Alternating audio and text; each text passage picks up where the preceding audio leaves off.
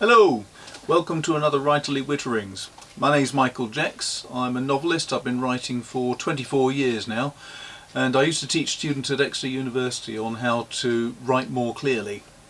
However, this video is not only for students, it's targeted pretty much at anybody who wants to communicate. Nowadays you've got students have to write essays, theses, dissertations, but you also have businessmen who have to write reports, sales documents, people need to write their own CVs, people have to write complaint letters when something goes wrong. There's any number of reasons why people need to communicate in their daily lives. But when you're writing, unfortunately, sometimes things go wrong. At Exeter, many problems I saw happened because students were trying to sound academic. Nobody really knows what sounding academic means, but an awful lot of students would try to insert polysyllabic words in the middle of enormously long sentences and hope that it would all make sense. I did once have a student who came with an essay that she had problems with and she couldn't see how to clarify things, and when I was reading it I pointed to one word in the middle of this enormous paragraph and said, "Do you know what that means?" And she didn't, and unfortunately it meant the exact opposite of what she was trying to argue in that paragraph. So I would always say, try to make sure you understand the meaning of every word you put in. If it's a word that is fairly complicated and difficult, don't use it, use something else. It was Einstein who said that if you can't explain your ideas to a 6-year-old, you don't understand your ideas.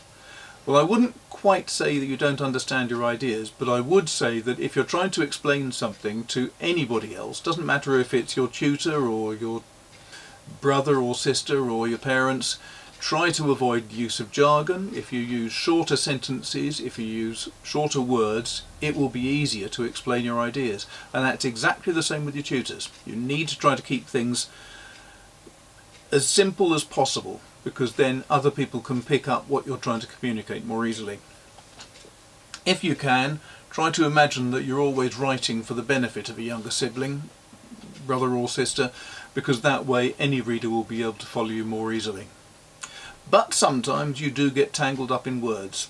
You have a short draft, you start out with a perfect 1,000 word essay, and you go back to it after a day just to tweak it slightly and you realise, oh no, that sentence doesn't mean what I meant it to. So you go and add words and you add additional clauses and your sentence starts to grow by topsy. You extend them way beyond their reasonable extent and you try desperately to bind some sort of meaning of it. It's like trying to pin the tail on a donkey when you're blindfolded. You try to pin things down, but it just doesn't quite work. Don't panic, because that's what this video is all about. Incidentally, all the pages for this video, the transcript and all the pages I'm going to be showing and talking about here will be available on my blog at writerlywitterings.com. There will be a link through to it down there, and it will be under the title of, he says quickly, Breaking Up Paragraphs Student Help 3. So don't worry, you can get hold of all of them there. But let's have a quick look at a paragraph. So here's a paragraph which is absolutely god-awful that I typed up this morning purely to give an example of something that's horrible. The Rhodesian Ridgeback is a lovely dog. They are hounds. They are brown, wheaten or tan, and have a ridge running up their spine where their hair goes up and doesn't follow the same way as the rest of their hair on their back and neck, which makes them look like their hackles are up all the time and they're bristling all the time and people are scared by them when they see them. But they are very loyal and clever dogs, and they can be very scary for people who don't know about dogs. They come from South Africa and they were used for guarding against animal attacks and people robbing or breaking into houses. Not many would try to get in the way of a barking ridgeback. There are a lot of problems with that. Now, here I've highlighted some of the problems with the text. There are lots of difficulties, lots of issues. There are repetitions, there are misuse of tenses, there are problems with keeping singulars and plurals consistent. There's the misspellings of there in 3 different ways. There's misspellings of don't. Basically repetition of the same word in paragraphs. even the reuse of the question as the first few words of the first paragraph. There's so many problems with this, it's just awful.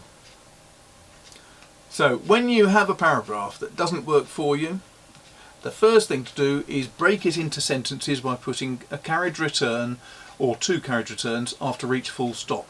That means that every sentence will stand out slightly. It'll be easier to see the wood for the trees. If you've got the sentence standing out on its own, you can look at that and concentrate on it, and it's much easier to analyse your paragraph and see where things are going wrong. So you put a carriage return after each full stop. That breaks things out into a series of sentences that'll be easier to read. So now you can analyse each sentence in sequence. First of all, let's take this longest sentence because it drags on for 4 lines. Any sentence that goes on for 4 lines needs to be broken up. It's too long. Some people who write perfect English will be able to get away with it, but generally, if you're trying to develop an argument in an essay, it's not going to work. Try to keep to shorter, more structured, concise sentences, and you'll find that the essays will be much more gratefully received by your tutors. So break this one sentence down into logical sections. You will need to add a few words or take some out, but all you're doing is splitting the sentence into several shorter ones. So if we break it into logical chunks, we've got ridgebacks are brown, wheaten or tan. Then they have a ridge of hair that runs up their spine in the opposite direction to the rest of their coat. Then this ridge makes them look as if their hackles are up and they are bristling all the time. And finally, the ridge can make people anxious when they first meet a ridgeback.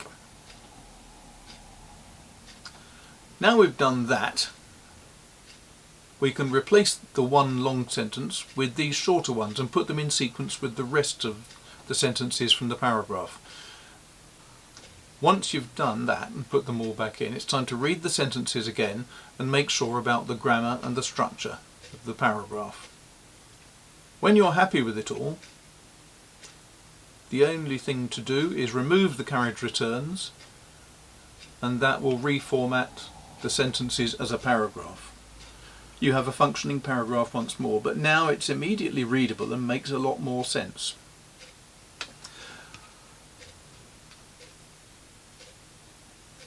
And that is pretty much it.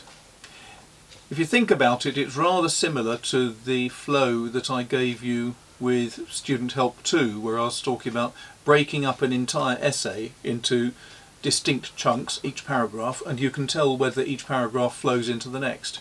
You can do the same thing here with the sentences that make up each paragraph. You break the paragraph into the sentences, and then you can see whether each sentence flows logically to the next one. Break the bigger sentences always into smaller ones if you can. Anything where you've got a sentence that is 3 lines, 4 lines, 5 lines, they're too big. People will not be able to follow the logic of that sentence. So cut the sentences down into shorter chunks, and that way you're going to help the reader be able to focus on the point that you're trying to get across. Make sure that you maintain that logical flow from one sentence to another. So, don't forget to check all of your paragraphs. If you've got a paragraph that gives you a problem, like as we've shown here, you can analyse that. But don't forget that you still need to analyse the entire essay and make sure the flow works through the whole thing. And that is that for now. I think that's covered all the points I needed to. I hope it's been useful. If it has, please hit the thumbs up, and don't forget to share it and subscribe. Tell your friends at university about it, because there may be some of them that could be helped with this. And apart from that, if you've got any questions, if you've got any comments about things that you think aren't particularly clear, put them down there in the comments boxes. Also, if you've got ideas, if there's something that's giving you grief, then do please let me know. Put it in a comment down there or email me, and I'll be happy to cover that in a future video. But apart from that, many thanks for watching. I hope it's been some help. And if you follow the link that's underneath here, that'll take you through to a complete set of the documents I've been talking about here, so you can actually handle them and have a look at them yourself. And apart from that, very best of luck. I hope you have good fun writing your next essay. I hope this will help you writing your next essay, and I hope to see you soon. Take care. Cheers.